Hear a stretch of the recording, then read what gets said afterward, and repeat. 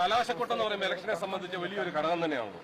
Sir ഇത്തവണ വളരെ വ്യത്യസ്തമായിട്ട് എനിക്ക് തോന്നുന്നു 140 നിയോജക മണ്ഡലത്തിൽ നിന്നും ഒരു സ്ഥാനാർത്ഥി മാത്രമാണ്, സാറ് മാത്രമാണ് കലാശക്കൊട്ട് വേണ്ട എന്ന് തീരുമാനിച്ചത്. അതിന്റെ കാരണം എന്താണ് സാർ? നമ്മളൊരു പ്രൊസീജിയർ നമ്മൾ തുടങ്ങിയല്ലോ.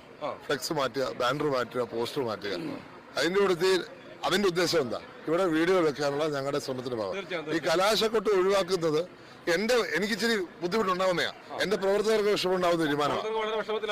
വളരെ വിഷമമാണ്. പക്ഷേ അങ്ങനെ തീരുമാനം എടുക്കുക എന്നെ ബാധിക്കുന്ന ഒരു വിഷയമാണ്, ഞാൻ സമ്മതിക്കുന്നു.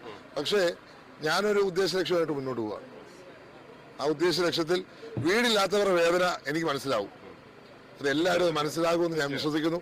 അതിനുവേണ്ടി ഒരു രൂപയെങ്കിലും മാറ്റിവെക്കാൻ സേവ് ചെയ്യാൻ സാധിച്ചാൽ അത് ഞാൻ വളരെ ബുദ്ധിമുട്ടിയാണ് 48 വീട് പണിഞ്ഞത്. ആ 48 വീട് പണിഞ്ഞതിന്റെ ബുദ്ധിമുട്ട് ഞാൻ മനസ്സിലാക്കിയതുകൊണ്ടാണ് എന്റെ പ്രൊജക്ഷൻ ഒന്ന് കുറച്ചാലും കുഴപ്പമില്ല. അതുകൊണ്ട് ഇതും കൂടെ മാറ്റിവെച്ചാൽ കലാശക്കൊട്ട് മാറ്റി അതിന് കൂടെ ലാഭം കിട്ടുന്നത് അല്ലെങ്കിൽ മാറ്റിവെക്കുന്നത് ഒരു പഞ്ചായത്തിലും നമ്മുടെ കലാശക്കൊട്ടില്ല, ഒരു പഞ്ചായത്തിലും ഇല്ല.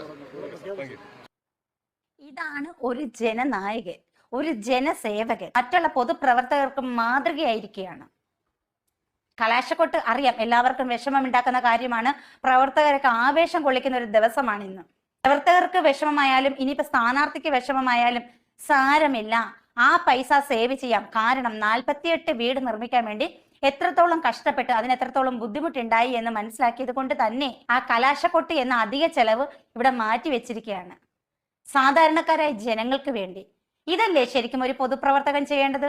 ഇതല്ലേ ശരിക്കും ഒരു ജനസേവകൻ എന്ന് പറയുന്നത്?